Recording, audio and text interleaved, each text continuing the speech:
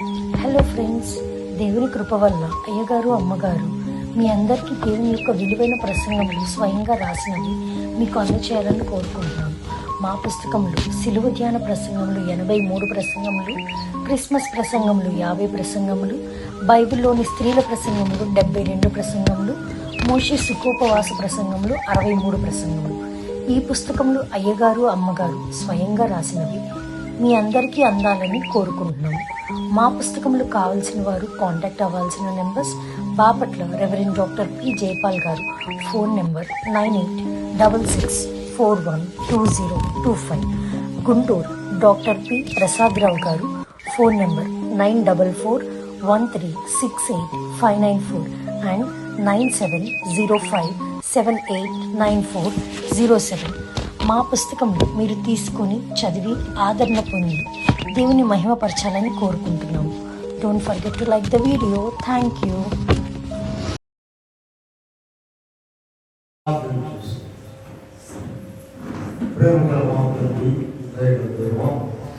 నీవు ప్రేమించిన నీ పిల్లలైన నీ పాద సన్నిధిలో చేర్చుకున్నంతవరకు పాటల ద్వారా, స్తుతుల ద్వారా, దైవజనులు మాకు ఇచ్చిన కార్యక్రమం ద్వారా మహిమ పొందినట్లయితే ఇదిగో ఇప్పుడు నీ మాటలు వినవచ్చున్నాను.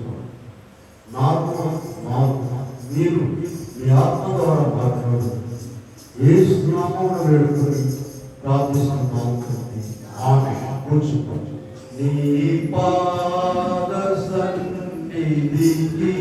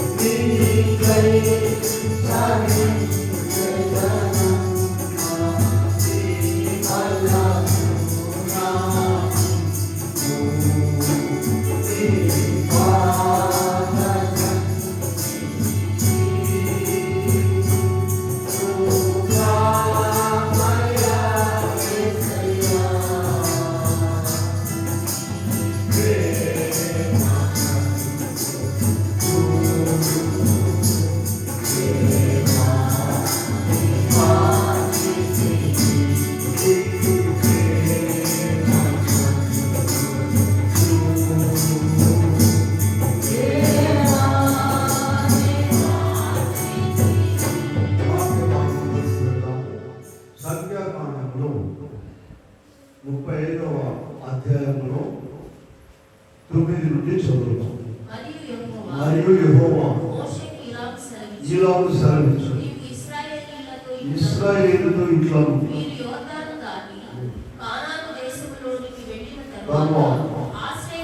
ఆశ్రయపురములుగా ఉండటం ఏర్పరచుకున్నారని ప్రియమైన దేవుని బిడ్డలారా, ప్రభు నామమున కృపా సమాధానము దేవుడికి అనుగ్రహించునుగా. ఇది ఎప్పుడండి? ఆది కాలంలో దేవుడు మోషే ద్వారా తన బిడ్డలకు సెలవించిన ఆశ్రయపురములు ఏర్పరచుకోండి మీరని చెప్పారు.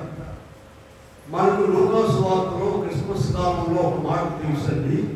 1:37లో ఏముంటుంది? లూకా సువార్త 1:37లో దేవుడు చెప్పిన ఏ మాట నిరర్ధకము కానేరదు. చెప్పిన మాట కడ వరకు కూడా అందరికీ వర్తించుద్దండి. ఏదో మనం తెలివి తక్కువతనాన్ని బట్టి మనం మాట్లాడుకోవడమే కానీ చూడండి, ఒక సంఘంలో పరలోక ప్రార్థన చెప్పరండి. సరే, నేను దాని గురించి మాట్లాడట్లేదు. వాళ్ళకి అలవాటు అయిపోయింది. పరలోక ప్రార్థన ఎవరు చెప్పారమ్మా? ప్రభువు స్వయంగా నేర్పించారు. సరే, ఎందుకు చెప్పలేదు? ఈ పల్లెలో మాట్లాడుకుంటుంటారు కదా, ఎందుకు చెప్పలేదు అంటే ఒక ఆమె చెప్పింది, టీచర్ ఆమె మోటాం కాదు. ఏం చెప్పింది తెలుసా? ఆనాడు పామరులైన వాళ్ళకి నేర్పించారండి, ఈనాడు మనం పండితులు కనుక మనం చేయనక్కర్లేదండి. ఎంతవరకు ఈ మాట సబబుగా ఉందమ్మా? మన జ్ఞానాన్ని చూపించకూడదు. వాడు పామరులా? అపోస్తలుల కంటే ఈనాటి వరకు కూడా, ఏనాటి వరకు కూడా అపోస్తలుల కంటే గొప్ప వాళ్ళు ఎవరు లేరు. అపోస్తలు అంటే ఎవరండి? ఆయన శిష్యులే. కనుక మరి మనం అలాంటి డిస్కషన్స్లోకి పోకూడదు, దాన్ని విమర్శించవద్దు, ఏమి వద్దు. నీకు దేవుడిచ్చిన పద్ధతిలో పోదాం. సరే, ఇక్కడ మనము ఇశ్రాయేలీయులతో ఇంట్లోనూ ఇశ్రాయేలీయులు చెప్పమన్నాడు మోషేని దేవుడు ఏమని? మీరు ఆశ్రయపురములుగా ఉండటకు మీరు పురములను ఏర్పరచుకునండి. ఇదెంతో గొప్ప మాట. ఈ ఆశ్రయపురములలో మనకెంతో ఆదరణ ఉంటుంది, ధైర్యం ఉంటుంది, బలము, శక్తి. లోకంలో ఉన్నదేది కూడా మనకు లేనటువంటి గొప్ప సంగతులు, విషయములు ఆశ్రయపురములో మనకు దొరుకుతాయి. అందుకని మరి బైబిల్ మిషన్ స్థాపకుడు దేవదాసయ్య గారు ఏం చెప్పారంటే, క్రైస్తవులైన వారికి, అన్యులైన వారికి, ఎవరికైనా సరే మీరు దైవ సన్నిధి అనే ఆశ్రయపురమును స్థాపించుకోండి. మీ ఇంట్లో ఆశ్రయపురం ఉండాలి. ఏ ఆశ్రయపురం అండి? దైవ సన్నిధి అనేటువంటి ఆశ్రయపురం ఉండాలి. ద్వితీయోపదేశకాండం 19 అధ్యాయంలోకి వెళ్ళండి, చూద్దాము. ద్వితీయోపదేశకాండము 19:6 చూద్దామండి. 19:6 చివరి 6వ అధ్యాయంలో చివరి 6వ వచనంలో చివరి చూద్దాం. ఆ నరహంతకుడు పారిపోయి ఒకదాని చూచి బ్రతుకును. జాగ్రత్తగా విధానం. దేవుడు ఎలాగో మనం పట్టుకొచ్చి వలైసి ఊళ్ళో నుండి పట్టి తీసుకొచ్చారు ఇక్కడికి. మన శక్తి, మన జ్ఞానాన్ని బట్టి కాదు పీడాల మనం వచ్చింది. చూడండి, ద్వితీయోపదేశకాండము మనం చూసినట్లయితే ఇక్కడ 19వ అధ్యాయం 6వ వచనం చివరి ఉందంటే, ఆ నరహంతకుడు పారిపోయి ఆ పురములలో దొచ్చి బ్రతుకును. ఎవరండి నరహంతకుడు? అందరు నరహంతకులేరు. చూడండి, ఇక్కడ మనం చూసినట్లయితే 1 యోహాను పత్రిక 3వ అధ్యాయము 15వ వచనంలో ఒకసారి చూద్దాం. సహోదరుని, అక్కడ 15వ వచనం చూద్దాం. సహోదరుని ద్వేషించువాడు నరహంతకుడు. ఏ నరహంతకుని యందు నిశ్చయం ఉండదు. చాలు. చూడండి, నరహంతకుడు అంటే ఒక మనిషిని చంపేసినోడు నరహంతకుడు అనుకుంటాము. ప్రభువులోకి వచ్చిన తర్వాత, క్రైస్తవులుగా ఉన్న తర్వాత, వాక్యహారం భుజించి ఎదుగుతున్న తర్వాత ఏమన్నారండి? నరహంతకులు ఎవరు? కొత్త నిర్వచనం చూసుకున్నారు మీరు. తన సహోదరుని ఏం చేసేవాడమ్మా? ద్వేషించేవాడు నరహంతకుడు. అందరూ కూడా మరణానికి పాత్రులై ఉన్నారండి. అందరూ నరహంతకులు. చూడండి, రోమా 3:23 మనకు తెలుసు కదా. రోమా 3:23 ఏం చెప్పారు? అందరూ పాపం చేసి మహిమను పొందలేకపోయినారు. 6:23 చూద్దాం. రోమాలోనే 6:23 ఏంటి చూడండి. ఏదైనా పాపము వలన వచ్చు జీతము మరణము. చూడండి, ఈ మరణ పాత్రులైనటువంటి వారు, నరహంతకులైన వారు అందరూ మరణ పాత్రులే. దీన్ని బట్టి మీరందరూ కూడా బ్రతకాలంటే ఎక్కడికి వెళ్ళాలి చెప్పండి? ఆశ్రయపురములలోనికి వెళ్ళాలి. ఇది మన పాఠం ఏంటంటే ఆశ్రయపురములు, దైవ సన్నిధి. ఇంకా రెండు కలిపితే దైవ సన్నిధి అనబడేటువంటి ఆశ్రయపురము. ఈ ఆశ్రయపురంలోనికి వెళ్ళి ఎవరు బ్రతుకో చెప్పండి? నరహంతకులు వెళ్ళి. నరహంతకులు ఎవరంటే ఎడో ఊరెళ్ళాలో ఎక్కడ ఉన్నారు అనుకోబాకండి. నేను నువ్వు కూడా నరహంతకులనే. రోమా 3:23, 6:20 రిఫరెన్స్ ప్రకారమే మాట్లాడు. కనుక ఇక్కడ మనం చూస్తే ఈ నరహంతకులు 68వ కీర్తనలోనికి వెళ్ళండి.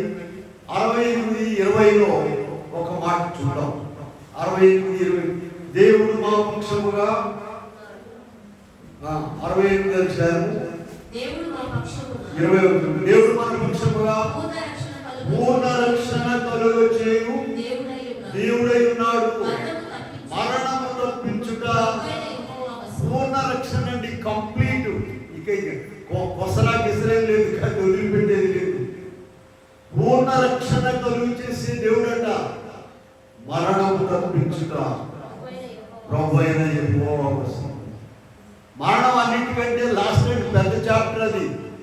అది పెద్ద ఫైటింగ్ యుద్ధం. అది చూడండి, ప్రసంగి 8:8లో ఏముందంటే, ప్రసంగి 8:8లో గాలి విసరకుండా చేయటకు గాలి మీద ఎవరికి అధికారము లేదు, మరణ దినము ఎవరికి వశము కాదు. ఈ యుద్ధమందు విడుదల దొరకదు. లాస్ట్ అండ్ ఫైనల్ బ్యాటిల్ ఉండేది. ఇక ఆ బ్యాటిల్లో ఎవరు కూడా బ్రతికి బయటపడే పని లేదు. ఆయన ఒక్కడే బ్రతికి బయటపడి ఆయన అనుసరించే వారిని ఆ యుద్ధంలో బయటపడవేస్తారు. ఒక్కరే ఎందుకు చెప్పామండి? రిఫరెన్స్ ఇచ్చాక 68వ కీర్తన 20వ వచనము, దేవుడు మన పక్షముగా పూర్ణ రక్షణ కలిగొచ్చే దేవుడై ఉన్నాడు. మరణము తప్పించుట. ప్రపంచంలో ఎంతో మంది ఉన్నారు, వచ్చారండి. కానీ వాళ్ళు అదుగు నేను గొప్ప ఉండయ్యా, నేను ఒక ఆయన తాడెత్తేనయ్యా అంటే, ఒక ఆయన 20 బస్తాలు మోసానయ్యా అంటే, మరణం వచ్చే వరకు మూసుకొని అందరూ కూడా వెళ్ళిపోయారు. ప్రకటన గ్రంథం 1వ అధ్యాయంలో 18-19 వచనాల్లో ఒకే ఒక్క దేవుడు యేసుక్రీస్తు మాత్రం మాట చెప్పగలిగాడు. చూడండి, మొదటి వాడను జీవించువాడను యుగయుగములు సజీవులై ఉన్నాము. మరణము యొక్క పాతాళ లోకము యొక్క నా స్వాధీనం. ఈ మాట చెప్పగలిగిన వారు ఎవరు లేరండి ప్రపంచంలో. యేసుప్రభు ఒక్కరే చెప్పగలిగారు. కనుక ఇటువంటి ఆయన ఉన్నటువంటి ఆశ్రయపురం నుండి ఏర్పాటు చేసుకోవాలి. ఆశ్రయపురంలోకి నీ వెళ్ళాలి. మనం ఆరాధించే దేవాలయం ఒక ఆశ్రయపురము, నీ ఇంటి దగ్గర ఉన్న సన్నిధి ఒక ఆశ్రయపురము. ప్రియులారా, యోహాను సువార్తలో ప్రభువు మాట చెప్పాడు 15లో, నాకు వేరుగా ఉండి మీరు ఏమీ చేయలేరు. మరి అందరూ బాగా చేస్తున్నారు కదా, మా ఈ ప్రెసిడెంట్ చెప్పండి. ఆయన ప్రేమ, దయ, జాలి, కనికరము, కృప కలిగిన వాడు కనుక అందరూ కూడా బ్రతుకుతున్నారు. లెక్క చేసినా లెక్క చేయకపోయినా ఆయన ప్రార్థించినా ప్రార్థించారు. ప్రియులారా, మనల్ని ప్రేమించి ఆయన ఆశ్రయపురంలోకి తీసుకొచ్చారు కనుక మనం ఇక అన్ని విషయాలు నేర్చుకోవచ్చు. కనుక ఇక్కడ చూసినట్లయితే మనము మొదటి అంశంలో ఏం చెప్పాము? ఎవరు నరహంతకులు అనేటువంటి మాట నేర్చుకున్నాం. రెండవది, ఇక్కడ మరి తీర్పు దినం వరకు ఆశ్రయపురంలో ఉండొచ్చండి. ఎందుకంటే ఒకరిని చంపేశారు అనుకోండి, వాళ్ళకి కోపం కనుక వాళ్ళు వీడు చంపేస్తారు.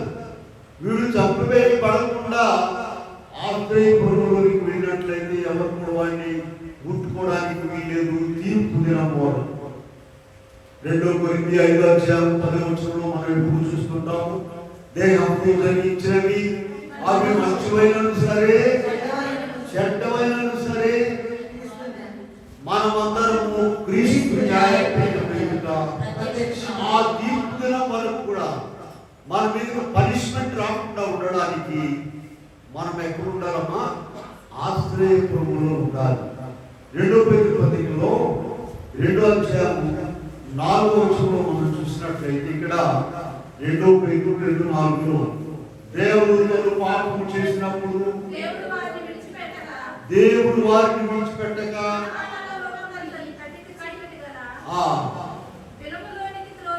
త్రోసి తీర్పు దినం వరకు కటిక చీకటిలో బిలములో కావలిలో ఉంచారు. మనల్ని కూడా అంతేనండి. యూదా పత్రికలో చూడండి 6వ వచనంలో చూద్దాం. ప్రకటన గ్రంథం పక్కనే ఉంటుంది. యూదా 6 మరియు తమ ప్రధానత్వమును నిలుపుకొనక విడిచిన దేవదూతలను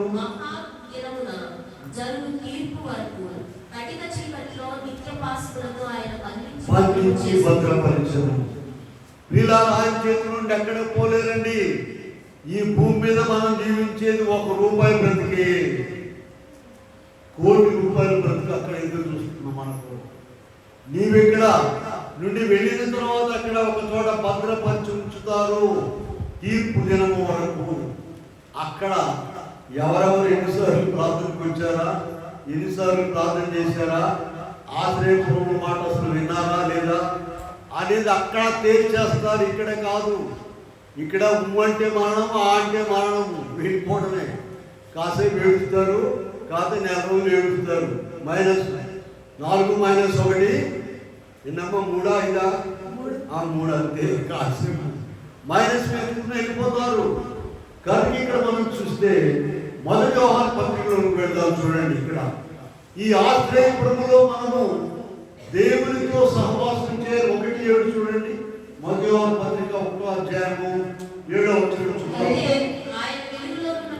ఆయన వెలుగులో ఉన్న ప్రకారం మనమును వెలుగులో నడిచిన యెడల అన్యోన్య సహవాసం గలవారమై ఉందుము. అప్పుడు యేసు రక్తము ప్రతి పాపము నుండి మనలను జాగ్రత్తగా వినాలి. మనం ఈ ఆశ్రయపురములో మనం ఉండి ఆయనతో పాటుగా నడిచినట్లయితే ఏముంది? 1 యోహాను 1:7 అయితే ఆయన వెలుగులో ఉన్న ప్రకారము మనమును వెలుగులో నడిచిన యెడల అన్యోన్య సహవాసం. బజార్లో వెలుగు ఉండదండి, బజార్లో ఆయన ఉంటాడండి. నీవు ఒక ఆశ్రయపురం ఏర్పాటు చేసుకోవాలి. ఇదిగో ఆరాధన దేవుడు ఇక్కడ ఆశ్రయపురం ఇచ్చారు ప్రభు. ఇక్కడ ఆయన వెలుగుంటుంది, వెలుగులో ఉంటాడు. వెళ్ళాలి, అక్కడికి వెళ్ళాలి, బలం పొందాలి, దీవెన పొందాలి, క్షమాపణ పొందాలి అని పరుగులెత్తుకు రావాలి. కానీ ఏమైంది? ఒక్కొక్కటి ఎలపటి ఏమైందమ్మా? ఏ దేశం కులిపోతుందా? వచ్చిన తెలుగులేని నెల పండుగని తిరిగి ఆదివారం వెళ్ళబాక, ఇంటికాడ ప్రార్థన చేయబాక చూడండి, మరణం వచ్చేస్తుంది. ఇందాక చదువుకున్నాం కదా, రోమా 3:23, 6:23 పాపం వల్ల వచ్చు జీతము ఇదిగో దాన్ని తప్పించుకోవడానికి ఇక్కడ మనము ఆయన కుమారుడైన యేసు రక్తము ప్రతి పాపము నుండి మనలను పవిత్రులుగా చేయును. ప్రియులారా, ఇప్పుడు ఆశ్రయపురంలో మనం చేయవలసిన పని ఏంటో తెలుసా? కీర్తన 1:2 అధ్యాయం దివారాత్రులు దానిని ధ్యానించువాడుగా నీవు.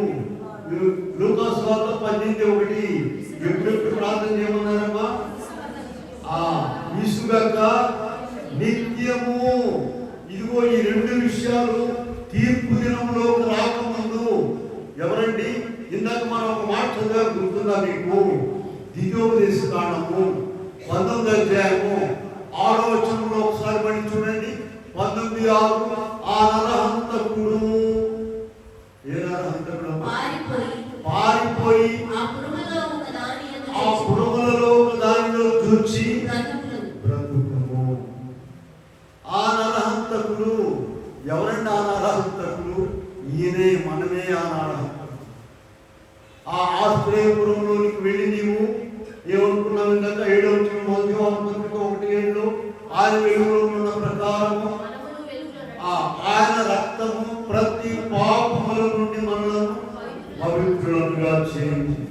కనుక ఇదిగో ఈ తీర్పు దినం వరకు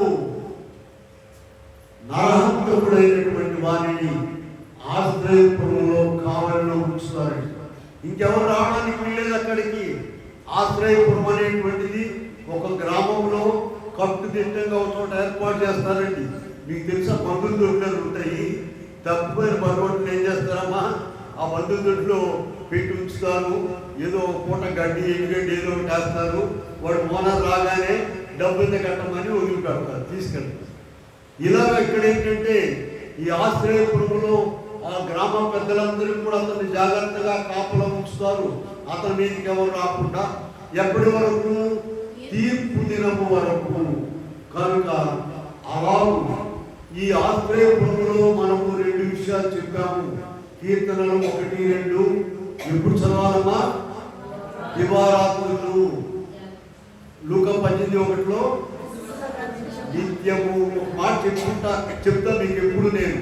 చూడండి, వాక్యము చదువుటానగా, అందరు చెప్పండి, వాక్యం చదువుటనగా ప్రభు మనతో మాట్లాడుట, ప్రార్థన చేయుటనగా మనము ప్రభుతో మాట్లాడు. ఈ 2 కూడా జరిగినప్పుడు మనకు సహవాసం, ఆయనకు సహవాసమే. కనుక ఇక్కడ పాత నిబంధన కాలంలో యెహోవాయే వారికి ఆశ్రయపురముగా ఉన్నాడు. యెహోవాయే. చూడండి, దావీదు గారు మాట్లాడు చదువుదాము. 32:7 చూద్దాము. కీర్తన 32:7. నా దాగు చోటు నీవే, శ్రమలో నుండి నన్ను తప్పించదవు, విమోచన గానములతో ఆవరించదు. ప్రియులారా, ఎవరండి దాగు చోటు?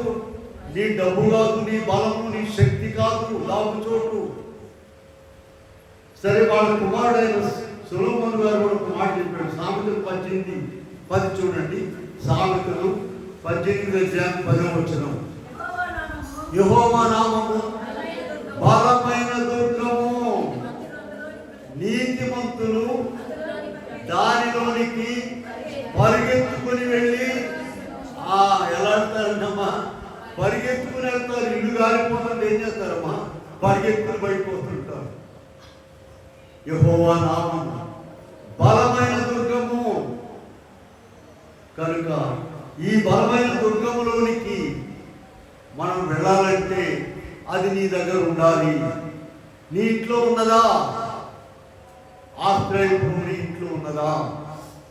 ఇదిగో దేవుడు నీకు ఇచ్చినటువంటి మందిరంలోకి నీవు వస్తున్నావా? బాగా పనులు ముమ్మరంగా జరుగుతుంది. వ్యవసాయ పనులు గ్రామంలో అమ్మా ఆదివారం రెండమ్మ కుటుంబం అంటే భద్రం ఏం చెప్తుందంటే, ఆడేళ్ళు కూర్చుని దేవుడు చూద్దామా, ఇక్కడ 300 పడుతుంది ఒక్కొక్కటి. తర్వాత నీ నెత్తి మీద 1,00,000 రూపాయలు పడుతుంది. అమ్మా ఎంత పడుతుందంట? వీళ్ళారా ఇక్కడ విలువ తెలియదు మనుషులకు. ఆశ్రయపురంలో ఉన్న దీవెన తెలియదు పిల్లారా. కనుక ఇక్కడ 46వ కీర్తనలోనికి వెళ్ళండి. దావీదు గారు చాలా స్పష్టంగా చెప్పారు. అక్కడ 1 నుండి 3 వచనాల వరకు చూస్తే, దేవుడు మనకు ఆశ్రయం ఉన్నాడు, ఆపత్కాలంలో నమ్ముకోదగిన సహాయము, భూమి మార్పు పొందినను, నడి సముద్రంలో పర్వతములు మునిగినను, ఘోషించుచు గురువు కట్టినను మనము భయపడము. ఎంతో గొప్ప మాటలు రాశారు. మనం ఇంటికి వెళ్ళిన తర్వాత ఏదన్నా ఒక వస్తువు పైన పెట్టి కింద పడిందంటే అమ్మో ఎవరు వచ్చారు, గుండె దడ ఆయాసం. బండిలో ఏదో ఒకటి కదిలించిందంటే దడాయాసం. ఇక ఆశ్రయం, భూమి ఆకాశాలు ఏం కదిలిపోనక్కర్లేదు. వీళ్ళ 125వ కీర్తనలో ప్రారంభంలో దావీదు గారు రాశారు. 125:1 యెహోవా యందు నమ్మిక ఉంచువారు కదలక నిత్యము నిలుచు సీయోను కొండ వలె ఉంటారు. ప్రియులారా, నేనేల భయపడవలెను,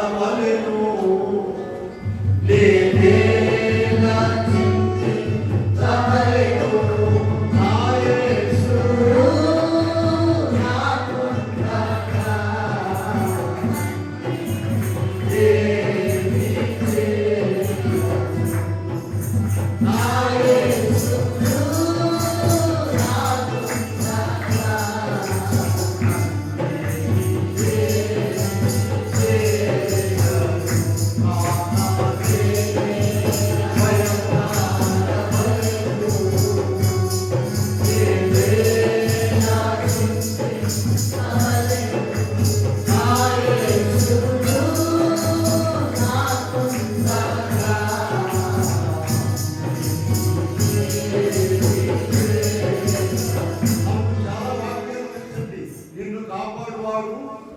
ఉన్నతడు నిద్రపోడు. ఆయన ఎప్పుడు నిన్ను కాపాడుతున్నాడు. ఎందుకు నువ్వు భయపడేది? చూడండి, రాహాబు అనే వేశ్య ఉన్నది. ఆమె శపించబడిన ఎరుకో పట్టణంలో ఉంది. యెహోషువ గ్రంథము 6వ అధ్యాయంలో 22వ వచనంలో చూద్దాం. ఈ రాహాబు అనే వేశ్య తన ఇంట్లో ఆశ్రయపురమును ఏర్పరచుకుందండి. ఇవాళ ప్రమాదం వస్తుందన్నప్పుడు కాదు, మొదటి నుండి కూడా ఆమెకు బిరుదిచ్చారండి. లోపల ఏ బిరుదమ్మా? వేశ్య. ప్రియులారా, 6వ అధ్యాయంలో 22వ వచనం చూస్తే ఆమె బ్రతకడమే కాదు, తన బంధువులను, తన స్నేహితులను అందరినీ కూడా ఆశ్రయపురంలో చేర్చుకున్నది. ఎంత గొప్ప మాట!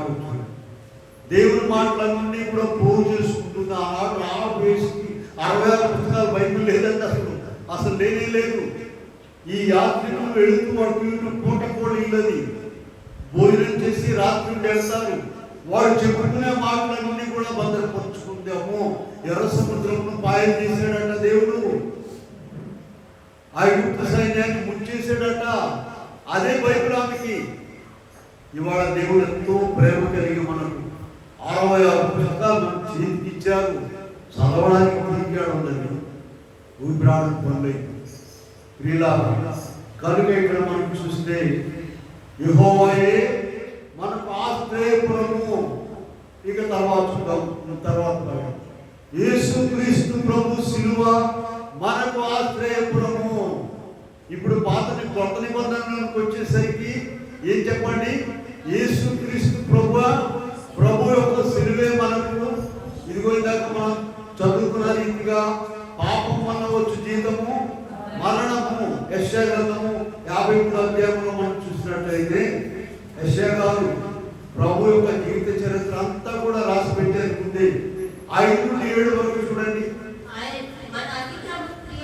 మన అతిక్రమ క్రియలను బట్టి గాయపరచబడెను, దోషములను బట్టి నలుగగొట్టబడెను, సమాధానార్థమైన శిక్ష ఆయన మీద పడింది. చూసారా? మనకు రావాల్సిన శిక్ష అంతా కూడా ఆయన మీద వేసుకుని మనకు విడుదల కలిగించారు. అయితే ఆయన మీద వేసుకున్నాడు. విడుదల రావాలంటే నీవు బజార్లో తిరుగుతూ ఉంటే, ఆయన లెక్క చేయకుంటే కాదు, ఆశ్రయపురంలోనికి రావాలి. ఒళ్ళు దగ్గర పెట్టుకుని ప్రతిరోజు కూడా ఆశ్రయపురంలో నీవు కొంచెం సేపు గడపాలి. అన్ని విషయాలు ప్రభుత్వం మాట్లాడాలి. ఈ ఆశ్రయపురంలో యొక్క ప్రాధాన్యత చూడండి. పాత నిబంధనలో మోషే ద్వారా దేవుని ప్రజల కొరకు ఏర్పాటు చేసినటువంటి ఆశ్రయపురం ఎన్ని రూపాల్లో మారి కొన్ని వేల సంవత్సరాల తర్వాత ఇప్పుడు ఇక్కడికి వచ్చింది. చూసారా? లూకా సువార్త 1వ అధ్యాయము 37వ వచనంలో మనం చదువుకున్నాము.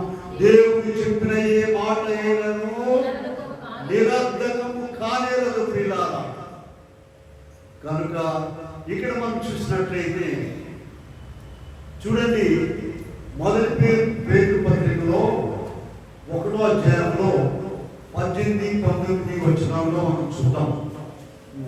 అమూల్యమైన రక్తము ద్వారా మనం ఎలా విమోచించబడ్డామట? అమూల్యమైన రక్తం చేత, అనగా నిర్దోషము నిష్కళంకమైన గొర్రె పిల్ల రక్తం విమోచించబడితిరని. ఆ రక్తం వల్లే మనకు ఇక్కడ పాప విమోచన. ఆ రక్తం లేకపోతే నరహంతకులు అలాగే ఉండాలి, తీసుకెళ్ళి మళ్ళీ వాడు కూడా బలించేసేయాలి. ఇదిగో ప్రభువైన యేసు రక్తం ప్రతి పాపం నుండి మనం పవిత్రులుగా చేసింది. కనుక ఇక్కడ చూసినట్లయితే ఆయన రక్తము నీ రక్తమే నన్ను శుద్ధీకరించు.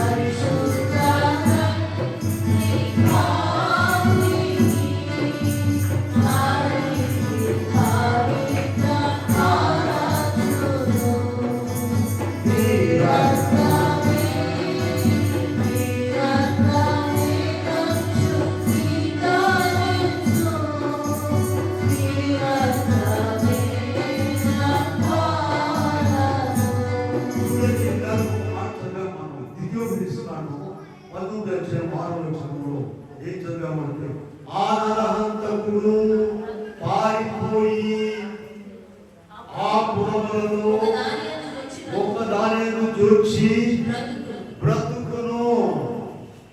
ఇలాగా మనం ఎప్పుడైతే ఒక కంట కనిపెట్టి ఉండాలండి ఈ ఆశ్రయపురాన్ని. ఒక రోజు ఉందనుకోండి, పొద్దున టిఫిన్ చేసామా, పొద్దున అన్నం తిన్నామా, సాయంత్రం అన్నం తిన్నామా, జ్ఞాపకం ఉంటామా, ఎవరన్నా మర్చిపోయి ఉన్నారా, అరే 6 అయిపోయిందండి సాయంత్రం పొద్దున నుంచి ఏం తినలేదు అనేవాడు ఎవరైనా ఉన్నాడా? లేవు. ఇదిగో ఇది కూడా మనం జాగ్రత్తగా చూసుకోవాలి. ఇవాళ మనం ఆశ్రయపురంలోకి వెళ్ళామా లేదా? అడ్డంగా వెళ్ళిపోతాం అంతే, దిక్కు లేదు. నల్లారా తిరిగి రండి అనగానే రెడీ వెళ్ళిపోవడమే.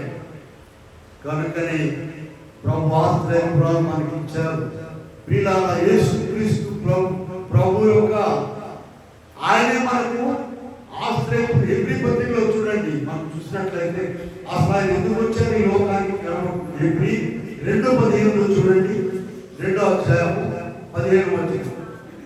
జీవితకాలం అంతయు మరణ భయం చేత లోబడిన వారిని విడిపించుటకు ఆయన కూడా రక్త మాంసములలో పాలివాడయను. ప్రియులారా, జీవితకాలం అంతయు ముసలోడైన అనుకుంటున్నాం మనం. ఎప్పుడు ఏ ప్రమాదం వచ్చినా ప్రాణం పోదేమో, ఇవాళ అయిపోయిందేమో. ఇది మానవుని యొక్క బ్రతుకు.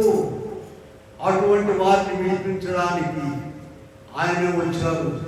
ఇందాక పాత నిబంధనలు ఏమనుకున్నామంటే యెహోవాయే వారికి ఆశ్రయపురం అని చెప్పాము. దావీదు గారు చెప్పారు కదా, నా దావీదు నీవేమి. సొలొమోను గారు ఏం చెప్పారు? యెహోవా నామము బలమైన దుర్గము. నీతిమంతుడు అంటే ఎవరు అనుకున్నారు? యేసు ప్రభువు నమ్ముకున్నవాడే నీతిమంతుడు, ఎవరు కూడా కాదు. కనుక ఇక్కడ క్రీస్తు ప్రభు మనకు ఆశ్రయపురముగా ఉన్నారు. చూడండి, తర్వాత అంశం చూద్దాం. నేటి కాలంలో ఆశ్రయపురములు ఈనాడు ఉన్నాయా? ఆశ్రయపురాలు అంటే తప్పకుండా ఉన్నాయండి. మనం ఇందాక చదివాం కదా, మత్తయి 6:6 ఏముందండి? నీవు మత్తయి 6:6 నీవు నీ ప్రార్థన చేయనప్పుడు నీ గదిలోనికి వెళ్ళి నీ తలుపు వేసి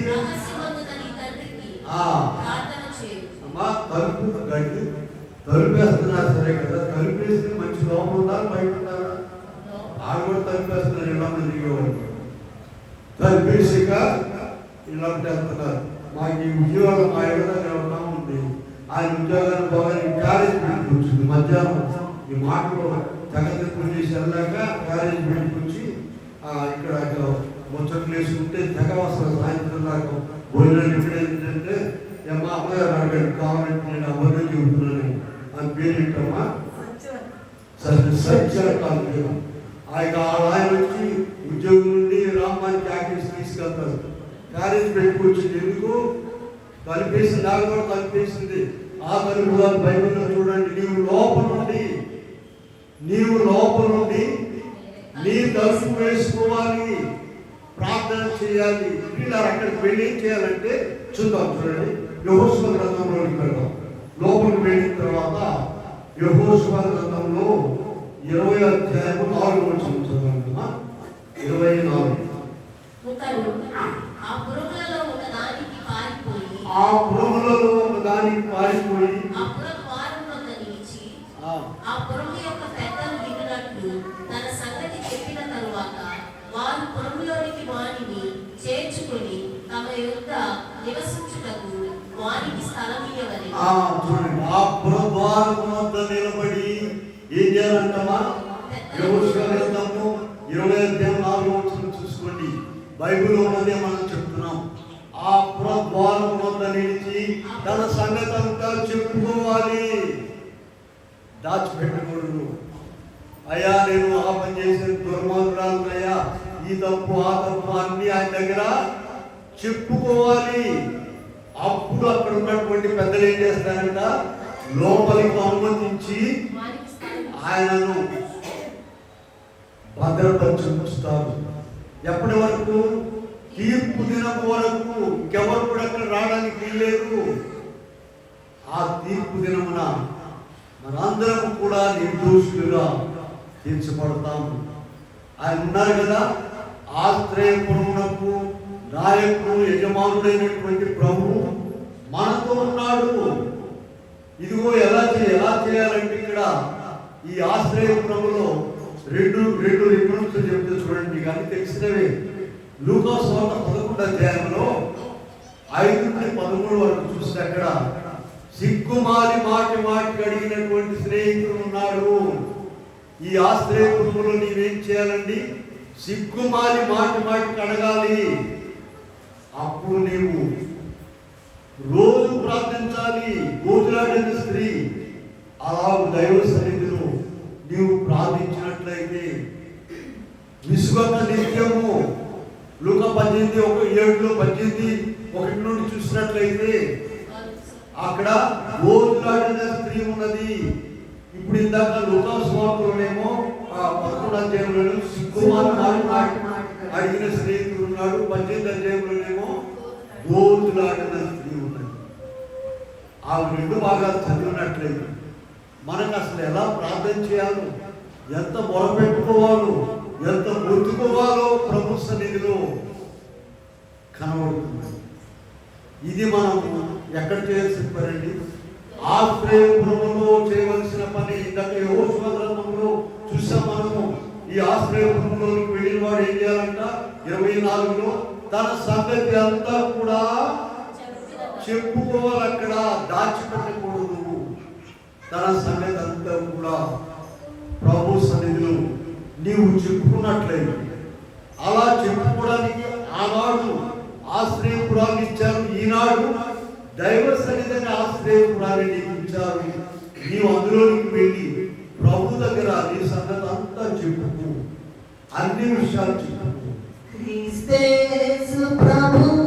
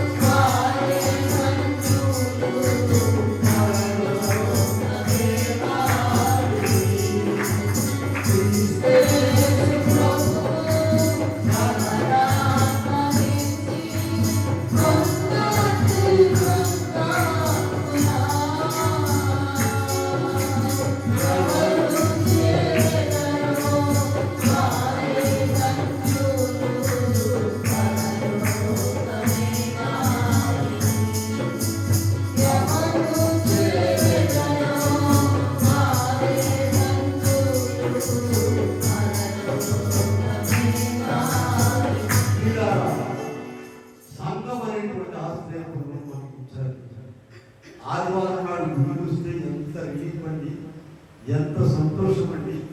ఇంటి దగ్గర ఆదివారం నాడు ఇంటి దగ్గర 2 పూట్ల ప్రార్థన చూసుకుంటే మన భారం అంతా పోయినట్టు ఉంటుంది. గందరగోళం. లోకమంతా కూడా ఎలా ఉందండి ఇప్పుడు? ఇదిగో నీవు ప్రభు సన్నిధిని మర్చిపో, ఆశ్రయపురాన్ని మర్చిపో. కనుక ఇక్కడ నేటి కాల ఆశ్రయపురాలు మనం చూస్తాం. ఇప్పుడు యేసుక్రీస్తు ప్రభువే మనకు ఆశ్రయపురముగా ఉన్నాం. యేసుక్రీస్తు వీళ్ళగా రోమా పత్రిక 6 మనం చూస్తాం. పాపం వల్ల వచ్చు జీతము మరణము. ఇక్కడ చూడండి, యోహాను సువార్త 6వ అధ్యాయంలో 37వ వచనంలోకి వెళ్దాం. యోహాను సువార్త 6:37 ఒకసారి చూడండి. తండ్రి నాకు అనుగ్రహించు వారందరూ నా యొద్దకు వత్తురు. నా యొద్దకు వచ్చు వారిని ఎంత మాత్రము బయటకు త్రోసివేయను. వీళ్ళ ఎంత గొప్ప ఆదరణకరమైన మాట. ఎవరైనా సరే, నీవెవరైనా సరే, నరహంతుడు అయినా సరే, నా యొద్దకు వచ్చు వారిని. ఎందుకని? ఇదే మనం ఆశ్రయించుకోగలం. 65 అధ్యాయంలో నుండి యెషయా గ్రంథంలో 65 రెట్లు ఉన్నట్ల మనకు ఈ ఆశ్రయపురములకు నాయకుడైన ఏం చేస్తున్నాడు చూడండి. 65 రెట్లు తమ ఆలోచనలను అనుసరించి చెడు మార్గమున నడుచుకొనుచు లోబడమని ప్రజల వైపు దినమంతయు. చూడండి, నీకు ఎంత ప్రేమ ఉన్నా కూడా ఒక పిల్లవాడిని లేక పాపను ఎత్తుకోవడానికి ఎంతసేపు చేతులు చదువుతారమ్మా? 5 నిమిషాలు చదువుతారు. అసలు 1 నిమిషమే రాకపోయిందనుకో యువతలకు దిగారు. ఆయనట దినమంతా చేతులు చదువుతున్నారు. ఎందుకంటే ఆశ్రయపురంలో ఎందుకయ్యా అట్లా వస్తారండి? రండి నా దగ్గర బ్రతుకుతారని చెప్పుకుంటూ అందరినీ కూడా ఆహ్వానిస్తూ ఉన్నారు. చూడండి, ఇక్కడ యోహాను సువార్త 4వ అధ్యాయం 18వ వచనంలో మనం చూసినట్లయితే ఇక్కడ 4:18లో ప్రభువే సమరయ స్త్రీ దగ్గరికి వెళ్ళారండి. ఈ ఆశ్రయపురమైన ప్రభువే. చూడండి, లోకంలో ఉన్నటువంటి ఈ దేవుళ్ళందరూ కూడా ఆడే ఉంటారు. మనం వెళ్ళాలి కోట ముళ్ళ కట్టుకుంటారు. వాళ్ళకి యేసు ప్రభు తేడా చూడండి. ఆయన నీ దగ్గరకు వస్తాడు. ఆమె కంటే 5 పెళ్లిట్లు అంటండి. కాదు మర్యాదలు రాశారు. భర్తలు నీకు కూడా అనుకున్నాడు. ఆమె దగ్గరికి ఈయన వెళ్ళాడు. ఆమెను ఆశ్రయపురంలో చేర్చుకోవడానికి ఆయన వెళ్ళారు. మన దగ్గర కూడా ఆయనే వచ్చారు. ప్రభువే వచ్చారు. ఇంకా చూడండి, ఎక్కడెక్కడ వెళ్ళారు చూద్దామా? చూసినట్లయితే మార్కు సువార్తలో 10వ అధ్యాయంలో 46వ వచనం చూస్తే ఎరికో పట్టణం శాపగ్రస్తమైందండి.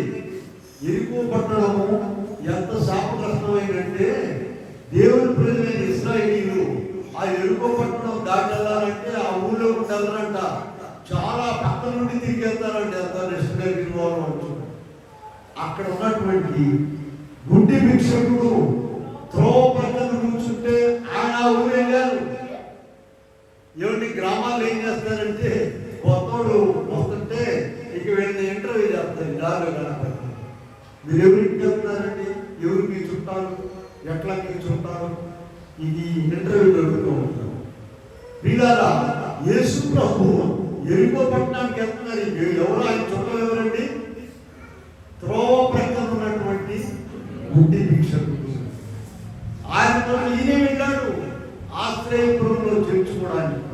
ఇంకో మాట చూడండి, ఇక్కడ మనం చూసినట్లయితే లూకా సువార్త 19వ అధ్యాయంలో కూడా ప్రారంభం నుండి చూసినట్లయితే అక్కడ ఎరికో పట్టణంలో ఇంకొక ఆయన ఉన్నాడు. ఆయన దగ్గర కూడా ప్రభువే వెళ్ళారు. ఏమ్మా, ఎవరున్నారండి మీ చుట్టాలు? ఇక్కడ ఎరికో పట్టణానికి వస్తున్నావు. అదిగో జగ్గయ్య గారండి మాట. అదిగో గుడ్డి భిక్షకుడు, కళ్ళు లేవు, లోపల అడుగుతున్నాడు. ఆయన కోసం వచ్చాడు ప్రభు. ఇదిగో నీ దగ్గరకు వచ్చాడు ప్రభు. మనం కూడా అలాగే వారిలాగానే ఉన్నాము. అటువంటి చనిపోవలసిన మనలను ప్రభువే స్వయముగా ఆయన ఎవరికి పిలుచుకొని ఆయన మనతో ఉండడానికి ఇష్టపడి ఆశ్రయపురము, ఆ ఆశ్రయపురములో మనం ఆయన చేర్చుకున్నాం. కనుక ఇక్కడ మనము ఇంకొక ముఖ్యమైన పాయింట్ చూద్దామని సందర్భం. దైవ సన్నిధిని ఆశ్రయపురం తెలిసి పాపం చేసిన వారి కొరకు కాదండి. చూడండి, ఆ మాట వాక్యంలో చూద్దామా? ద్వితీయోపదేశకాండంలో 19వ అధ్యాయంలో చూసినట్లయితే మనము 11 చూడండి. 19వ అధ్యాయంలో ఒకడు తన పొరుగువాని యందు పగపట్టి వాని కొరకు పొంచి ఉండి వాని మీద పడి వాడు చచ్చునట్లు కొట్టి ఆ పురుగులలో ఒక దానిలోనికి పారిపోయిన యెడల వాని ఊరి పెద్దలు మనుషులను పంపి అక్కడ నుండి వాని రప్పించి చంపుటకై ప్రతి హత్య చేయు వాని చేతికి అప్పగింపవలెను. అప్పగింపవలెను. వీళ్ళ ఈ పాయింట్ చాలా కష్టంగా ఉంటుంది. నిజంగా కావాలని వాడు కూడా చంపినట్లయితే, కావాలని పాపం చేసినట్లయితే, వాడు ఆశ్రయపురంలో ఉన్నా సరే అని ఏం చేయాలంటండి, పట్టుకొచ్చి వాడికి అప్పగించాలి, చంపేసేయడానికి. ఇలా ఈనాడు మన ఆశ్రయపురంలో మన సంగతి కూడా చూడాలి. మనం చూడండి, వాక్యంలో చూద్దాం. హెబ్రీ పత్రిక 4వ అధ్యాయం 6వ అధ్యాయంలో మనము 6వ అధ్యాయంలో 4 నుండి చదువుదామండి. 6వ అధ్యాయం ఒక్కసారి వెలిగింపబడి పరలోక సంబంధమైన వరములను రుచి చూచి పరిశుద్ధాత్మలో పాలివారి దేవుని దివ్య వాక్యమును రాబోయే సంబంధమైన శక్తుల ప్రభావం అనుభవించిన తర్వాత తప్పిపోయిన వారిని మరలా సిలువ వేయించు అవమానపరుచుతున్నారు కనుక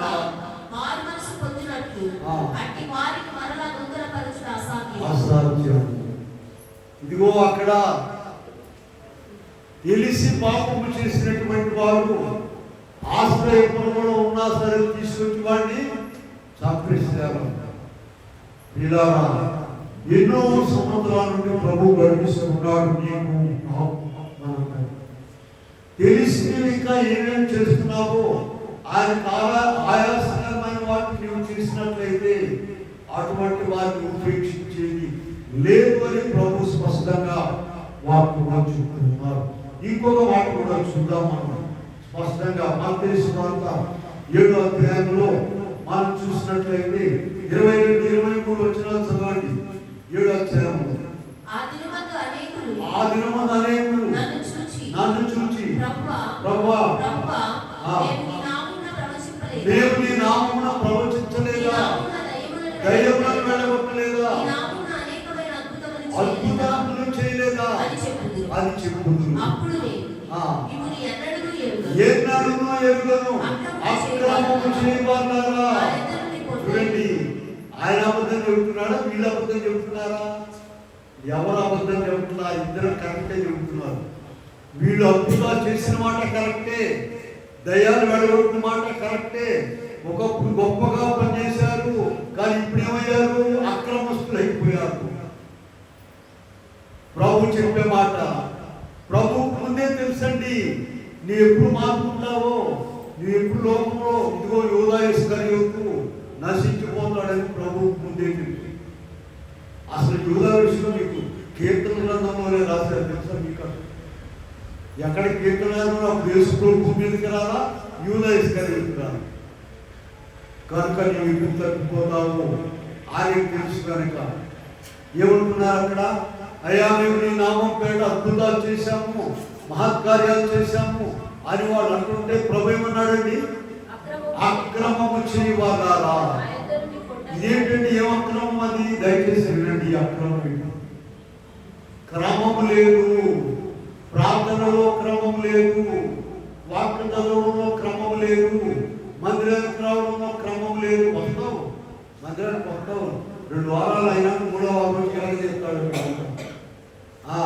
ఒక 2 రోజు చదవకుండా బైబిల్ ఒక రోజు కూర్చుని 50 అధ్యాయాలు చదువుతావు. అలా కాదండి. భోజనం చేస్తున్నామా లేదా? ప్రతి దినము కూడా ప్రభువుతో సహవాసం చేయాలి. ఈ దినం వాక్యం చదివామా లేదా? ఈ దినం ప్రార్థన చేసామా లేదా అనేటువంటి దానిని మనం మనసులో ఉంచుకోవాలి. అందుకని ఏమన్నారు ఇక్కడ ప్రభు? అక్రమము చేయవాళ్ళారా, క్రమం లేదు. ప్రభుకి ఇచ్చేటువంటి దాంట్లో క్రమం లేదు, నీ మాటలో క్రమం లేదు, ప్రార్థన రావడంలో క్రమం లేదు, వాక్యం చదవడంలో క్రమం. ఇలా నీవు క్రమంలో ఉన్నట్లయితే ప్రభు ఏం చేస్తారు? ఇంకా ముందుకు నడిపిస్తాడు. కనుక ఇవ్వు ఆనాడు అక్రమం చేసిన వారు, తెలిసినటువంటి వారు ఆశ్రయంలో చూచినా సరే, ఉన్నా సరే వాడిని బయటకు తీసుకొచ్చి వాడిని చంపేసేయాలన్నారు. ఈనాడు ఇదిగో 2 రిఫరెన్స్ చెప్పుకున్నాము. హెబ్రీ పత్రిక 6వ అధ్యాయం 4 చదివాము. అలాగే మత్తయి సువార్త 7వ అధ్యాయం 22-23 చదివాము. మనము క్రమముగా లేకపోతే, నీవు ఆశ్రయంలో ఉన్నా సరే, నీవు సన్నిధి గదిలో ఉన్నా సరే పనిష్మెంట్ తప్పించుకోలేవు. ఆశ్రయపురం అనేటువంటి దైవ సన్నిధి నీవు ఉన్నా సరే, ఆయన ప్రేమ కలిగిన వాడే. ఇంకా నీకు ఇంకా ఇంకా ఇంకా అవకాశాలు. మనం లూకాసు వార్త 13వ అధ్యాయం వాడు చూసారు, ఎక్కువ చదువుతుంటాము. ఈ సంవత్సరము కూడా ఉండనివ్వు. నువ్వు ఉన్నావా? ఆయన ఇచ్చాడమ్మా. 13వ అధ్యాయంలో ఉన్నది. ఈ సంవత్సరము కూడా ఈ సంవత్సరము కూడా వింటున్నారమ్మా. ఈ సంవత్సరం కూడా మనం ఈ సంవత్సరం కూడా ఉండనిచ్చిన చేతులు ఇలా కొంతమంది ఎత్తలు ఈ సంవత్సరం ఉండండి. ఈ సంవత్సరం కూడా ఉండనిచ్చాడు ఆయనే. ఆయన ఇష్టమా నీ ఇష్టమండి బాబు. కనుక దాని చివరిగా ఒక మాట చెప్పుకొని ముగించుకుందాం. నీ ఇంట్లో నీ కొరకు, నీ ఇంటి వారి కొరకు ఆశ్రయం ఉన్నదా? ఇన్ని పాయింట్ విన్నాం మనం. ఇప్పుడు ఒక ప్రశ్న వేసుకోవాలి. న్యాయంగా మాట్లాడుతున్నాం. నీ ఇంట్లో ఆశ్రయం ఉన్నదా? నీ ఇంటి వారి కొరకు. చూడండి, ఇక్కడ యోహాను సువార్త 8వ అధ్యాయంలో 3 నుండి 11 వరకు చూసినట్లయితే, యోహాను సువార్త 8:3 నుండి 11 వరకు పాపములో పట్టబడిన స్త్రీని ప్రభు దగ్గర తీసుకొచ్చారండి. ఆమె బ్రతికి మనలను కూడా ప్రభు తన దగ్గరకు తీసుకొచ్చాడు. మర్చిపోవద్దు, ఆయనే. మనము కూడా ఇక్కడ బ్రతకాలి. రాళ్లతో కొట్టబడి చనిపోకూడదు, బ్రతకాలి. కనుక ఇక్కడ నీ ఇంట్లో దైవ సన్నిధి పేరుకు మాత్రమే ఉన్నదా, లేక నిజంగా ప్రార్థన చేసుకున్నావా? నీ దైవ సన్నిధి పూజ పట్టిపోయి ఉందా? ఎవరు వెళ్ళకందులోకి ఆలోచించండి. ఇక్కడ కొన్ని 1-2 మాటలు చూద్దాం. చూడండి, కీర్తన గ్రంథం 55వ అధ్యాయంలో 55:16-17 దావీదు గారు దినమునకు 3 సార్లు అమ్మా, ఎన్నిసార్లు? 55 అధ్యాయం సాయంకాలం, ఉదయమున, మధ్యాహ్నమున మొరపెట్టుకుంటున్నాను. చూడండి, ఆయన రాజు గారు, పరిపాట్లైన ఆయన కాదు. ఎన్నిసార్లు వెళ్తున్నాడమ్మా? 3 సార్లు. మనం ఎన్నిసార్లు తింటున్నామమ్మా? పని ఉంటే పర్వాలేదులేండి, ఏదైనా పంచితే దేవుడు వెళదాం, అప్పుడు కూడా చేస్తాం. మరి దానియేలు గారి విషయం కూడా చూడండి. దానియేలు గారు 6:10 ఆయన కూడా ఏం చేస్తున్నాడు? ఇవాళ సింహాల భూమిలో వేస్తారంటే కాదండి, ప్రార్థన బాగా చేయడం. ఎవరైనా నెత్తి మీద వస్తే కానీ సంతకం చేయబడిందని తెలుసుకున్నాడు. వెళ్ళి అనుదినము ముమ్మారు మోకాళ్ళుని. ఇక వాక్యం అంత కరెక్ట్ గా ఉంటుందంటే అమ్మా, ఇక ఇవాళ సింహాల భూమిలో వేస్తారని 3 మాటలు ప్రార్థన చేయడం కాదు. అక్కడ ఎన్ని మాటలు రాస్తారు? అనుదినము ముమ్మారు మోకాళ్ళు. అది ఆయనకి యథాప్రకారంగా అలవాటది. ఇప్పుడు ఇవాళ సింహాల భూమి వేస్తారని కాదండి. ఆశ్రయపురంలో ఉండేటువంటి అలవాటు ఉన్నది కనుకనే సింహాలను ఊహించేశాడు దేవుడు. నీవు కూడా ఆశ్రయపురంలో ఉంటే నీకు కూడా సింహం ఉండొచ్చు. తెలుసా మీకు? ఎదురు చూస్తా చదవండి ఎక్కడుందో. మనకున్న సింహం ఏడుందో చదవాలి. చూస్తాం ఎవరు ఫస్ట్ వస్తారు. మనకున్నటువంటి సింహం మొదటి పేరు పత్రిక చివరి అధ్యాయం నిబ్బరమైన బుద్ధి గలవారై మెలకువగా ఉండు. మన విరోధి అయిన అపవాది ఎలా మామూలుగా ఉన్నాడా? గర్జిస్తున్నాడు. చూడండి, ఎవరిని కొట్టడం కాదండి, కొట్టడం పేదడం కాదు. పిల్లారా, నీవు ఆ సింహాన్ని తట్టుకోవాలంటే నీవు ప్రతిదినం కూడా దావీదు అనే ఆశ్రయపురంలో వెళ్ళినట్లయితే ఎంతో నెమ్మది, సమాధానం. ఇలా ప్రభు రాబోతున్నాడు, త్వరగా రాబోతున్నాడు. యోవేలు గ్రంథంలోకి వెళ్ళండి. 2వ అధ్యాయంలో యోవేలు 2:16 ఏముందో చదవండి అమ్మా. యోవేలు 2:16. పెళ్లి కుమారుడు ఎక్కడుండమ్మా? పెళ్లి కుమార్తె ఎక్కడ? సరిగ్గా ఉండదు. పెళ్లి కుమార్తె ఎక్కడ ఉండేవాళ్ళమ్మా? గదిలో నుండి, బజార్లో నుండి కాదండి. పెళ్లి కుమార్తె ఇదిగో ఈ ఆశ్రయపురములో నుండి రావాలి, గదిలో నుండి రావాలి.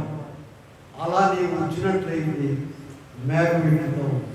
లేకపోతే ఇదిగో లూకాసు వార్తలు 20వ అధ్యాయంలో ప్రభు రాబోయే ముందు ప్రమాదకరమైన పరిస్థితులు అన్ని కూడా వివరించి 36వ వచనంలో ఒక్క మాట చెప్పారు. కాబట్టి జరుగబోవు వీటినెల్లను తలంచుకొని మనిషి కుమారుడు ఎదుట నిలబడుటకు శక్తి గలవారను ఎల్లప్పుడూ ప్రార్థన చేయించు. ఇలా ఆశ్రయపురంలోనికి వెళ్ళాలి. మధ్యరాత్రిలో లేచామంటే ప్రభు చేసిన వేడు జ్ఞాపకం వచ్చిందంటే ఇక పనుకోబుద్దారు, నిద్ర రాదు. మోకంతో ప్రార్థన చేస్తే తప్ప అమ్మో ఎంత గొప్ప మేము చూసేవాళ్ళ, ఎంత కార్యములు జరిగించాం. మనము అలా ప్రార్థన చేరుకుని వేళలు పెట్టుకోవాలా. అందరికి ఎన్ని పనులున్నా పనుకునేటప్పుడు ప్రార్థన చేసుకోవాలి. తెల్లవారు లేచేటప్పుడు ప్రార్థన చేసుకోవాలి. అయినట్టు పోయినట్టు కాదండి, అయినట్టు పోయినట్టు నిజారమ్మా. బాగా ఉడుకుని పాత్రలని దగ్గర పెట్టుకుని మన మధ్యలో లేవచ్చు కానీ ఆ పాత్రలు ఆ పాత్రలు ఈ పాత్రలు నిన్నట్టుగా ఇద్దామా, కోపంలో పెట్టేది మంచిగా ఇద్దామా. ఇక అన్ని డస్ట్బిన్ వేసినట్టుగా బయట ఎక్కువ పడేయటం ఎందుకని తిన్నాను అమ్మ గడిపోతుంది. పడేయటం ఎందుకు ఇల్లు పడేస్తావా? నీ శరీరంలో డస్ట్బిన్ ఉందా? ఎంత తిరిగినట్లు ఉన్నాయి. మరి దేవుని మాట, దేవుని వాక్యము, దేవుని సన్నిధి న్యాయంగా ఆలోచించు. ప్రభుని ఎరిగినటువంటి మనం ఇలా ఎంతో జాగ్రత్తగా ఉండాలి. పెళ్లి కుమార్తె ఎక్కడ నుండి రావాలంటమ్మా? యోవేలు గ్రంథము 2:16. లూకాసు వార్త 20:36 జరుగబో వీటినెల్లను తలంచుకొని మనిషి కుమారుడు అమ్మ జాగ్రత్త. మిగిలిపోయినట్టు జాగ్రత్తగా ఉన్నాడు. ప్రాణం తీసుకుంటే రాత్రి బాగా ఉందండి, చికెన్ బాగా ఉందండి, కూర పెట్టి ఫ్రిడ్జ్లో పెట్టి 3 రోజులు తిన్నామంటే నీ ప్రాణం హాస్పిటల్ ఇది అవతలేయండి. 2 నెలలకంటే ఆవిపించేసింది. వీళ్ళ అలా కాదు. ప్రభు సన్నిధిలో మనం ఈ దినం ప్రార్థన చేసామా లేదా, వెళ్ళామా లేదా ఆశ్రయపురానికి అని ప్రార్థించుకోవాలి. ఇదిగో పాపంలో పట్టబడిన స్త్రీలు ఏం పట్టుకొచ్చారు, మనల్ని కూడా ఆయన పట్టుకొచ్చాడు ఆయన దగ్గరికి. మనం ఆయన దగ్గర ఆశ్రయపురంలో ప్రయాసపడి వారు మోసుకుంటున్న సమస్తమైన వాళ్ళగా నా దగ్గర రండి, నేను మీకు నా యొక్క నేర్చుకున్నాడు అనే మాట ఉందండి. అక్కడ ఆయన దగ్గర నేర్చుకోవాలి. మనం ఆ ఆశ్రయపురంలో ఆయన దగ్గర నేర్చుకోవాలి. అట్టి కృప దేవుడు మనకు అనుగ్రహించునుగా. ఆమె ప్రార్థన చేస్తున్నాము. ప్రార్థన చేద్దాం. ప్రేమగా మాట్లాడుతూ ఎన్నో రీతులుగా ఆనందంగా మమ్మల్ని నీ వాక్యాహారంతో పోషిస్తూ ఉన్నావు, బలపరుస్తూ ఉన్నావు. నీకే వందనాలు స్తుతిస్తున్నాము. నాయనా ఆశ్రయపడి దైవజనుని ద్వారా ప్రతి ఇంట్లో ఆశ్రయపడి ఉండాలని మీరు చెప్తున్నారు కదా. అలా చేస్తున్నాం, ఏర్పాటు చేసుకుంటున్నాం. ప్రతి బిడ్డ ఆశ్రయపరులు చేర్చి బ్రతికించుకొని యేసు నామమున వేడుకొని ప్రార్థిస్తున్నాము. ఆమేన్.